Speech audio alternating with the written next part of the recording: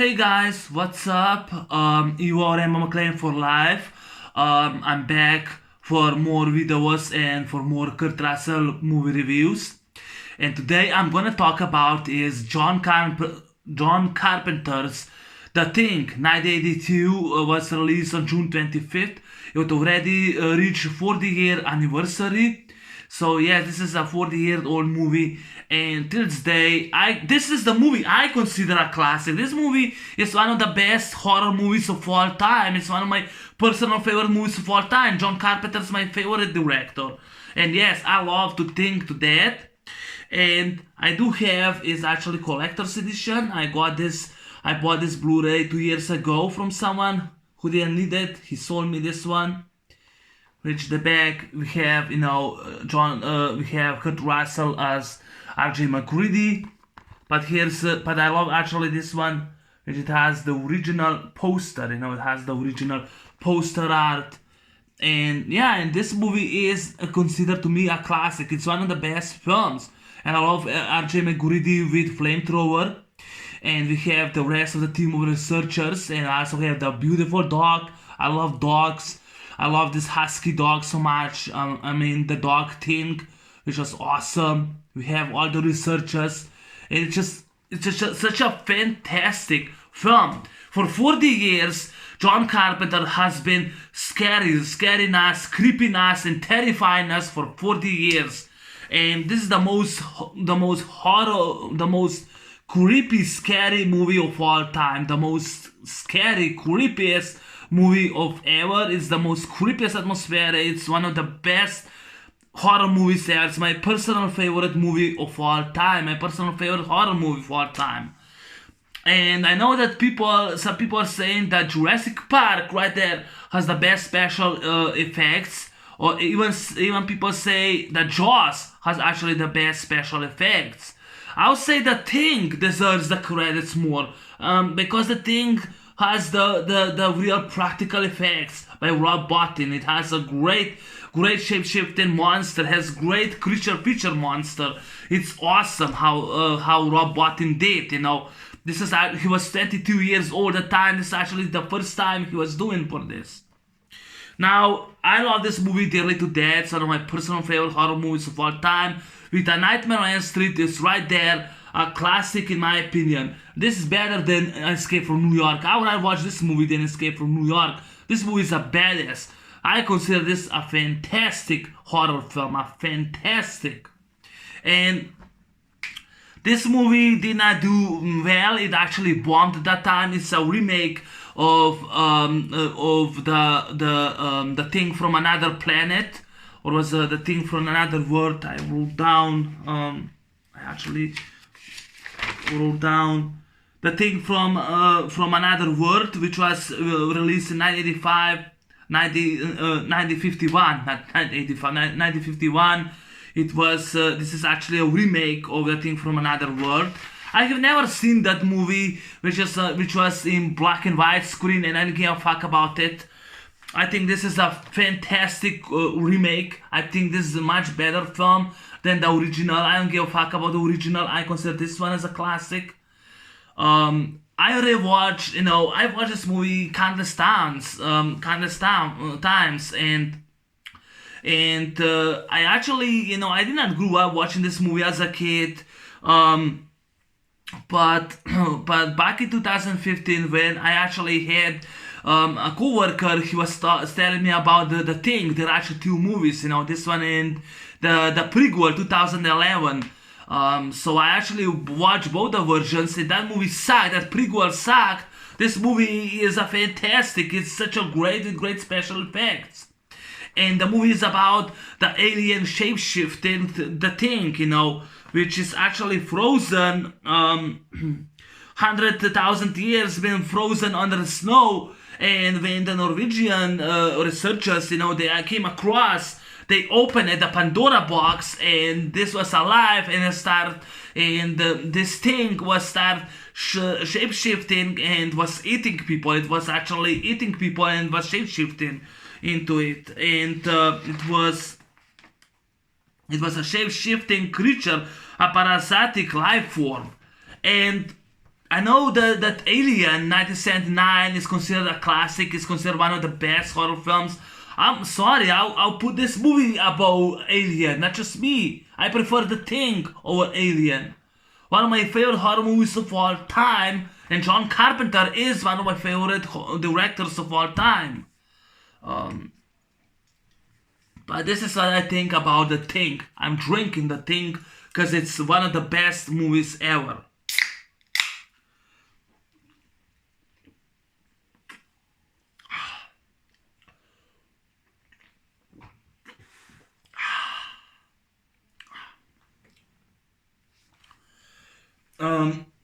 Excuse. When The Thing was released, it didn't do well. People consider this instant junk, which I disagree. Like I said, I did the notes. I actually did my own notes.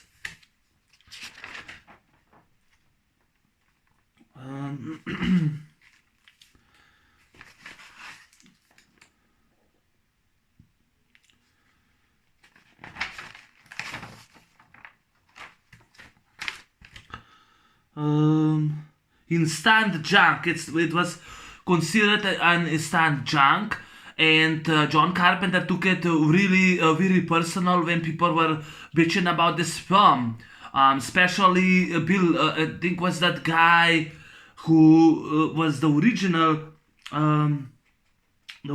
director from The Thing from Another World. I think it was Christian Nyby, something like that.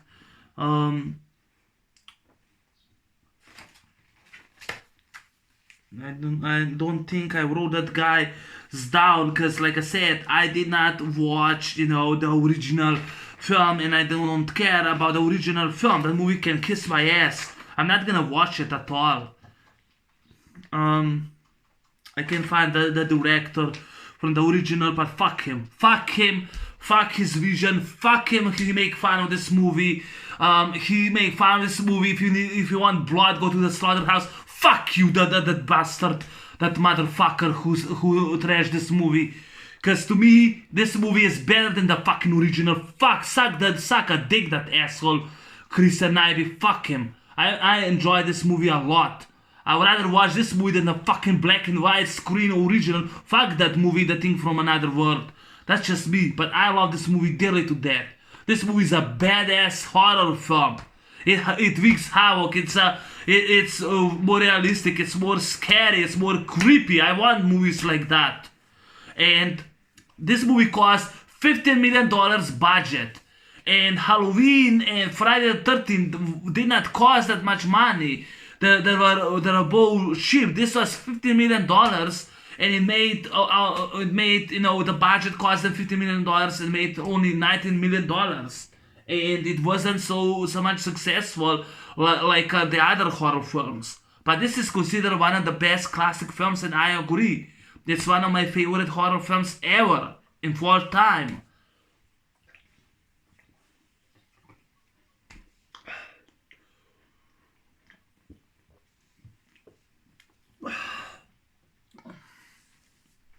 The Thing talks about this this alien shape-shifting shape-shifting creature, parasitic life form from different planet. It's been actually frozen for over 100 years or 100,000 years in the snow. Norwegian researchers, they accidentally released the havoc in this shape-shifting life form.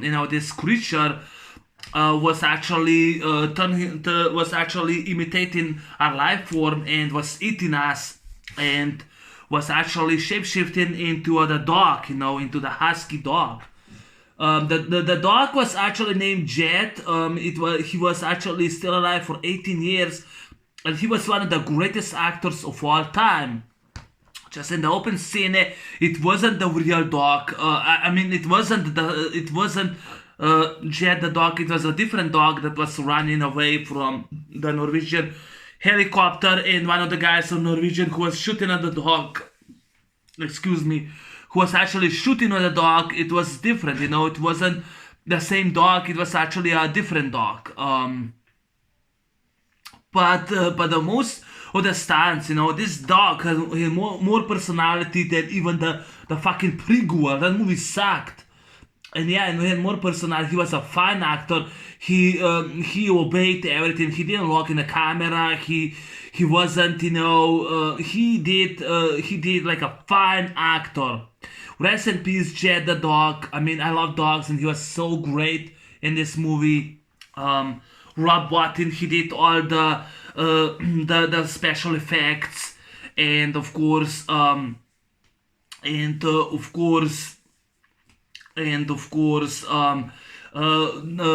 Rob Bottin that time he was actually 22 years old.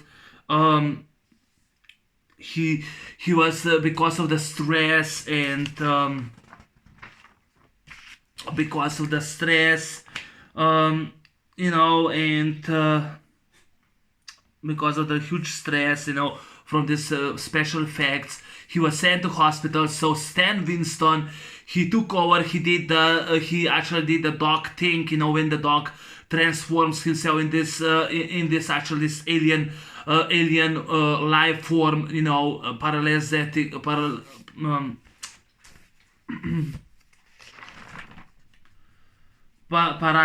life form, that shifts in it. That was actually Stan Winston, but he didn't want to take any credits. He made sure that Rob Bottin got the credits, so he was a gentleman. Stan Winston, rest in peace, he was a gentleman. He did for Aliens special effects. He also did for Leviathan special effects, and yeah.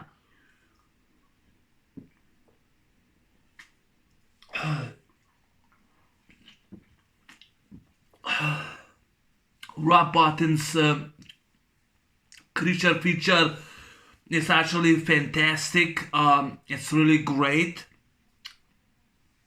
And I forgot to mention this review is my in-depth retrospective review, but it's gonna be titled 40-year anniversary review, movie review, because it deserves it. It still holds a candle, and like I said, this dog, no one knows it's actually a shape-shifting life form. The thing runs to Americans' camp, to outpost.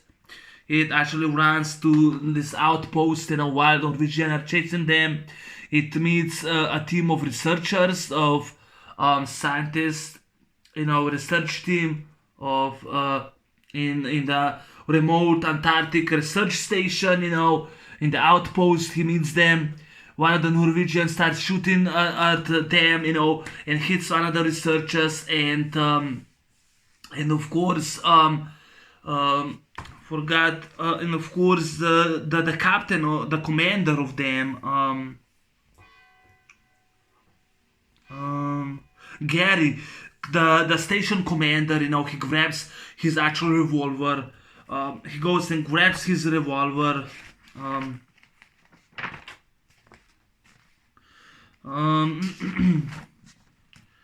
His revolver, Colt Trooper MK3 with 4 barrels, and shoots the guy right in the head, right in the eye, shoots him, which was awesome scene. They start to find out what's going on, so RJ McGrady, he's actually the pilot, he's the helicopter pilot. He goes and draws those two researchers, those 2 doctors. They go to Norwegian camp. They found everyone dead. Everyone abandoned it. They go back. The dog.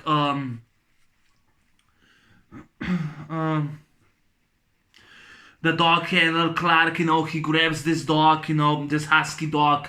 He goes and grabs him to the other dogs. And that time, this dog starts changing into a thing, because it's not a dog, it's a thing.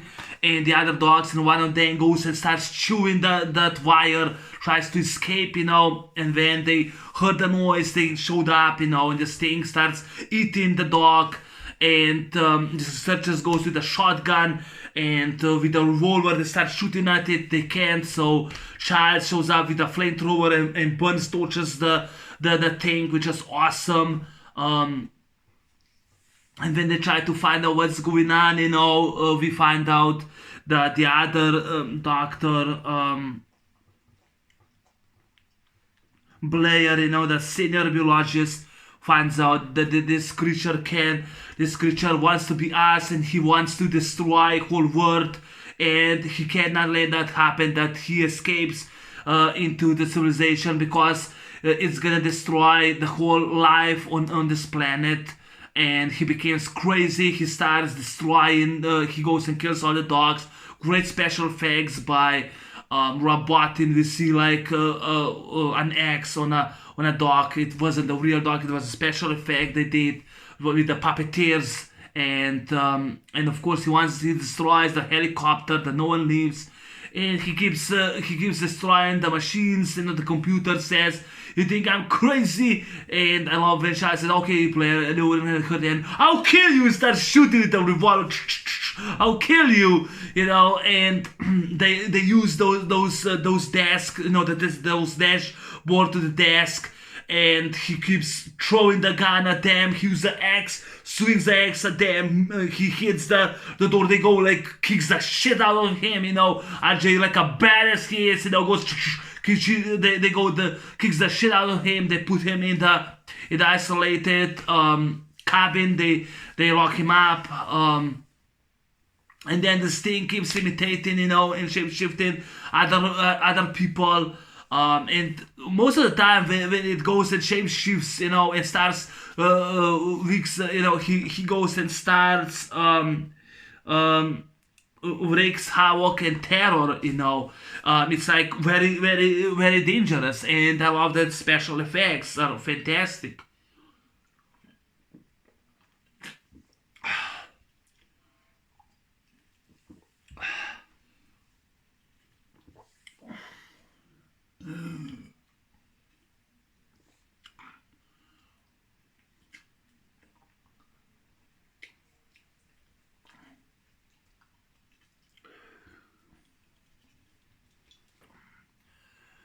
Now this team of researchers, they find out, that it wants to be us, it wants to be them, and this thing starts shape shifting into everyone and starts killing people. And they're actually one of my favorite scenes. I love when this shape shifting goes and goes. I love the scene. When he goes and imitates Norris, Charles Helican, they go as Norris, he becomes one of those things, when they actually start locking down the station outpost and it becoming them. And that time they think that R.J. McGrady, played by Kurt Russell, that he's actually one of those things, someone set him up, and he goes in this storage room and grabs the dynamite, and says that he's gonna blow. And says, "Charles, go ahead, torture me, but we're gonna all blow up," because he has the dynamite in his hand. And when I think that Norris and other guy, jumps on McGrady throws them away, and the time Norris starts, having a seizure and heart attack. And the doctor, Dr. Copper, played by Richard Dysart, he tries, I think it was him, Dr. Copper, Richard Dysart, he tries to save him, and he uses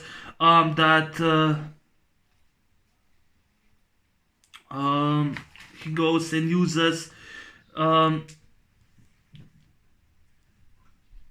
the iconic chest defibrillation. With defibrillator, he goes and starts, he tries to get him alive, and the chest opens and eats Dr. Copper's arms off.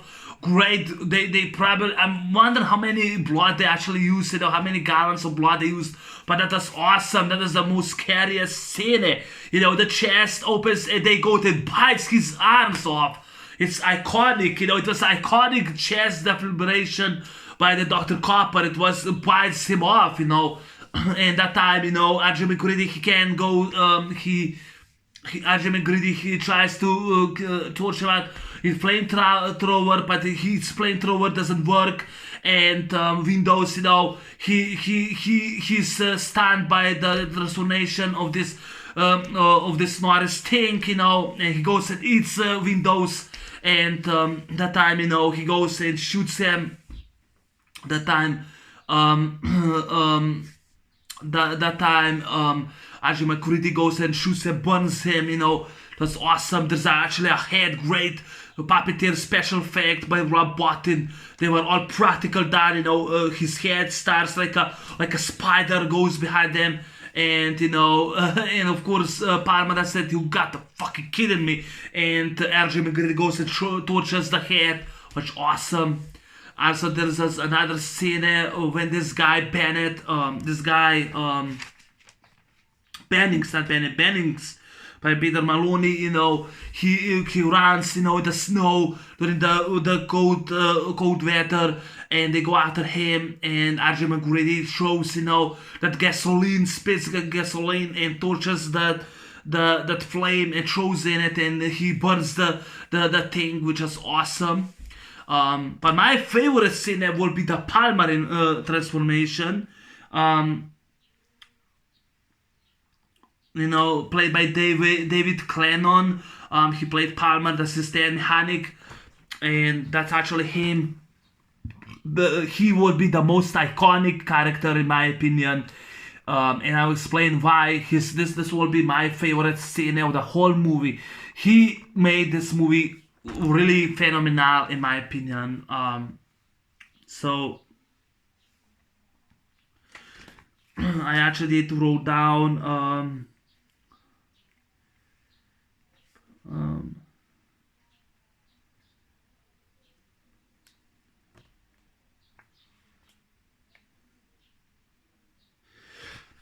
so there was a Palmer,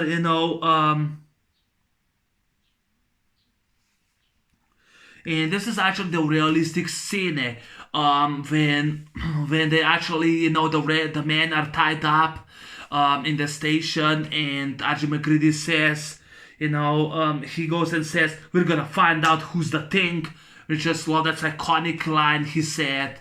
And they go, they try to find out. He uses, the blood test.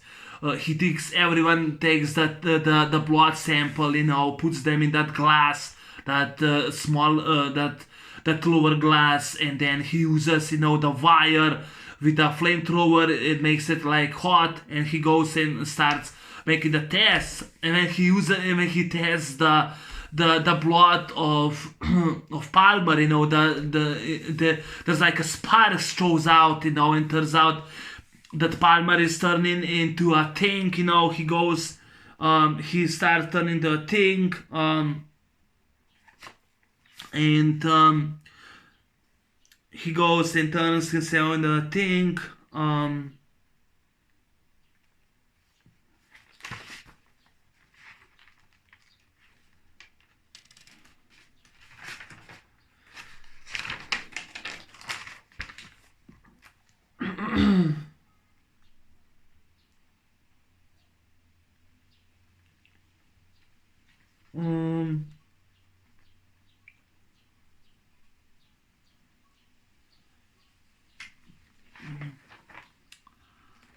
I can't find that when I actually wrote about Palmer, but I did wrote down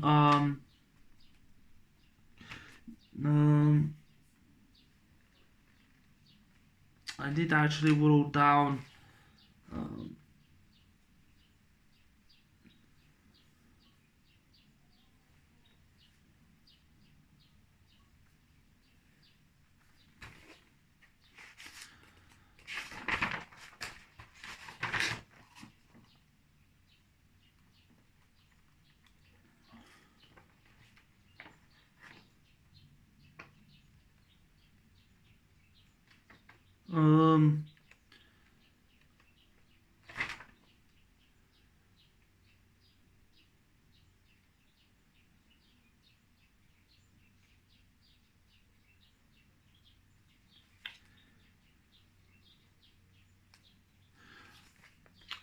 It was actually Palmer. It was actually a split head with vertically oriented mouth per his Tongue. His split head was so awesome. It was the most horror ever.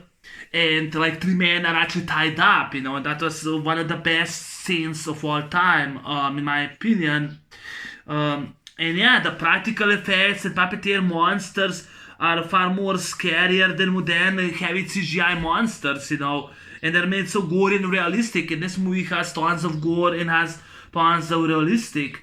And the scene when Palmer, his split head turned into this shape-shifting creature feature monster, a real monster, and like three men are tied up. You have a suspense, horror, and a comedy at the same time because three men are tied up right there.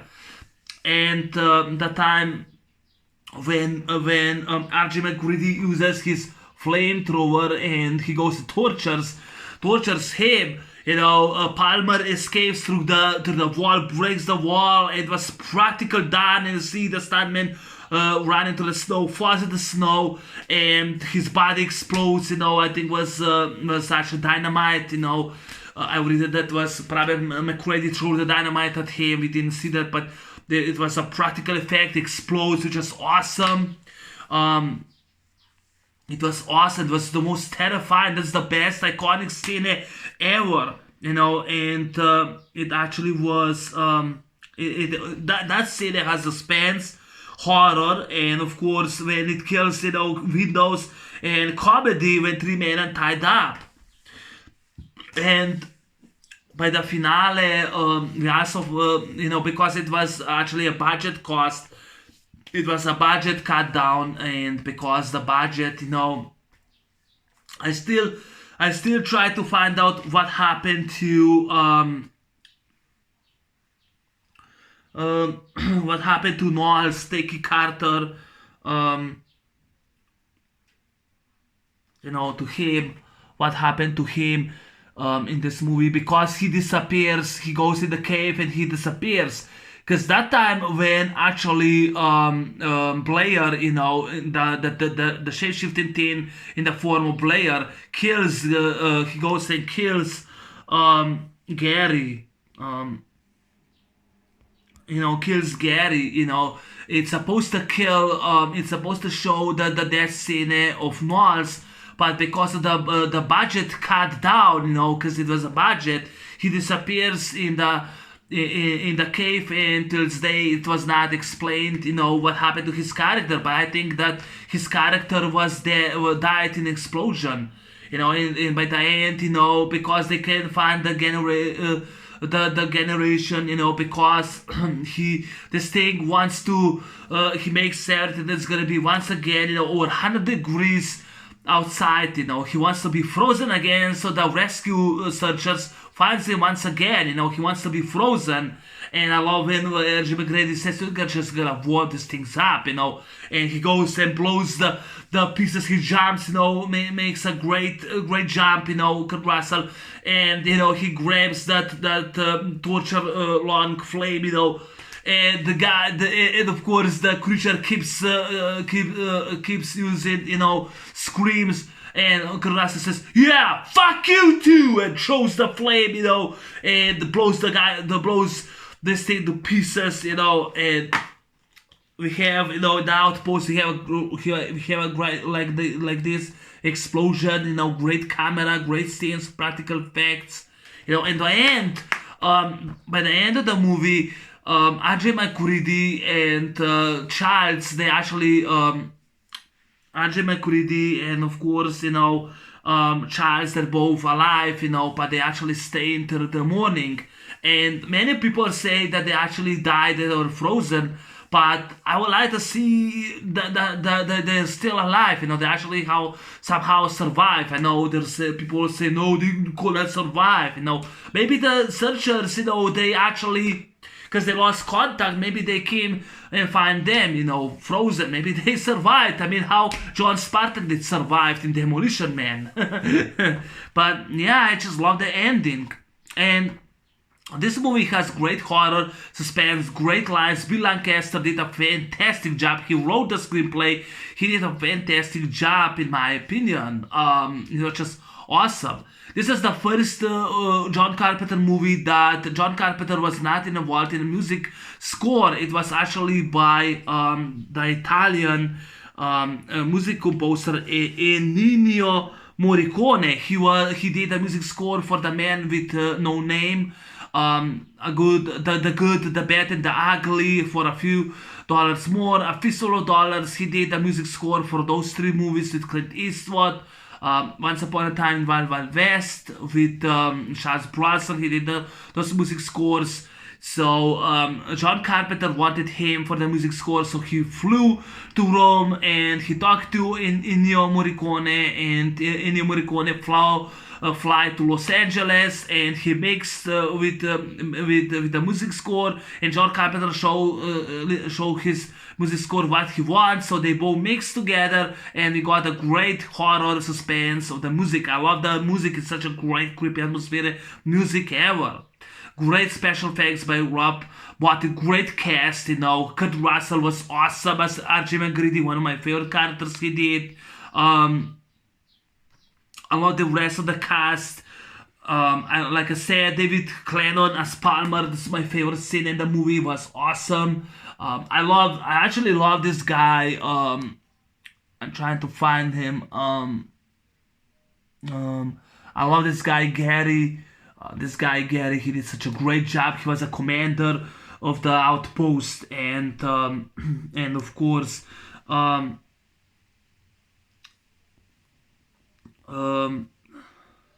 it was played by Donald Moffat. I hope I pronounced his last name right, but he did a great job, with the revolver, and he goes and shoots the guy. Love his lines, He goes. I love actually his lines, when he says, when he's still tied up, with those men, and he says, well, I know you gentlemen have been through a lot, but when you find the time, I'd rather not spend the rest of this winter tied to this fucking couch. I just love that, I love the guy so much, and we see the death scene. Of him, when Blair goes and kills him. Then the shape-shifting Blair goes and kills him. I think he did a great job, in my opinion. I love this guy Windows. I love this guy who play Windows.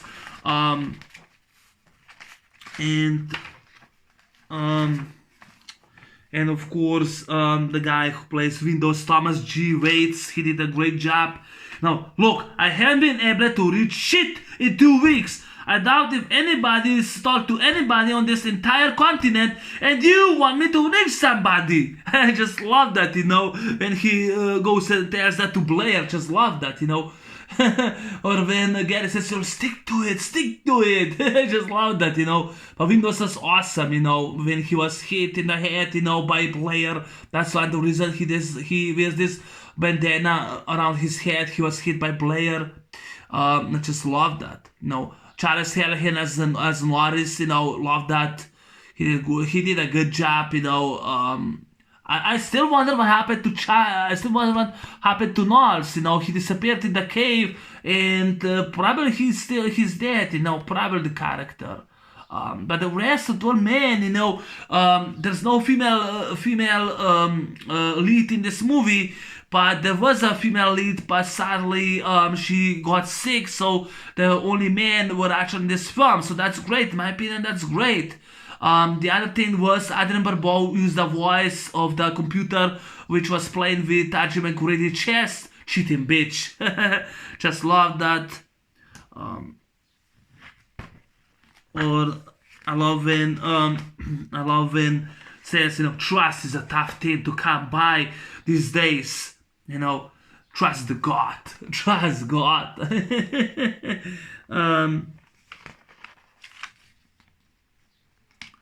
But yeah, I forgot to mention, I love Keith David. Keith David, he was later in They Live. Keith David, as Charles, he survives. You ain't tying me up, then I have to kill you. Then kill me, then. And actually McGrady goes to the revolt and aims, and reloads and says, I mean it. I guess you do. I just love that, and I love that Keith David survives on it and says, he said that he thought, was Knowles or the guy, but he lost them, but they both survived by the morning. It was just awesome. I mean, how they filmed, I'm a huge fan of the thing. I'm a biggest fan of the thing, and how they filmed was just awesome.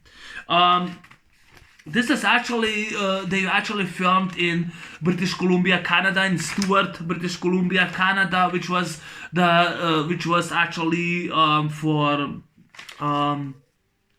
they actually was for,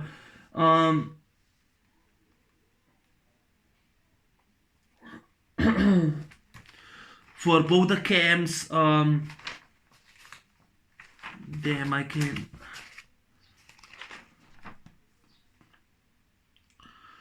Stewart, British Columbia, Canada was for American Norwegian camps, outpost, and of course Glacier, Juneau, Alaska for alien ship was used in this movie.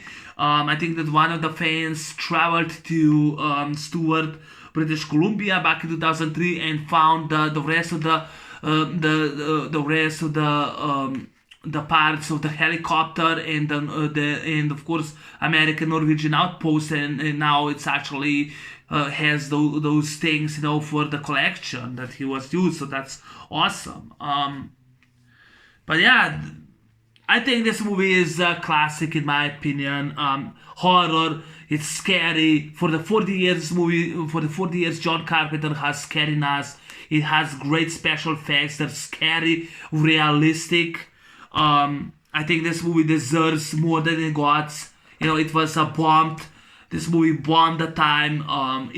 They actually canceled. They actually went and canceled John Carpenter's new project because this movie did not well at the box office. They canceled it, the studio. And yeah, it wasn't such a successful the time for John Carpenter. But yeah, by my opinion, it's my favorite movie of all time. John Carpenter is my favorite director. He's one of my favorite directors. He's the king. He's the master of the horror with Wes Craven, and that's one of the reasons. I'm just gonna read the special features. Disc 1, new to scan on the Inter, positive supervised by director, photography, Dean Kunde. New audio commentary with Dean Kunde, audio commentary with director John Carpenter and actor Kurt Russell, theatrical teaser trailer, two spots, radio spots, similarly that's disc 1. Disc 2, we have new interviews with cast and crew, John Carpenter's The Thing, Terror Takes Shape, documentary featuring interviews with John Carpenter, Kurt Russell, plus members of the cast and crew, The Making of the Thing, outtakes, network TV broadcast version of The Thing, the vintage features, vintage product reel containing and condensed version of the film, with alternate footage, behind the scenes footage, annotated production and chief production, and storyboards, location, shout and more. I forgot to mention this movie is based on the short story by John V. Campbell, who goes there. So that's the short. That's actually the short story by the short story by author John V. Campbell, who goes there. But yeah, that's actually my review for the anniversary review of The Thing. Thanks for watching. Take care and see you next time. I'm out. Peace. Bye bye.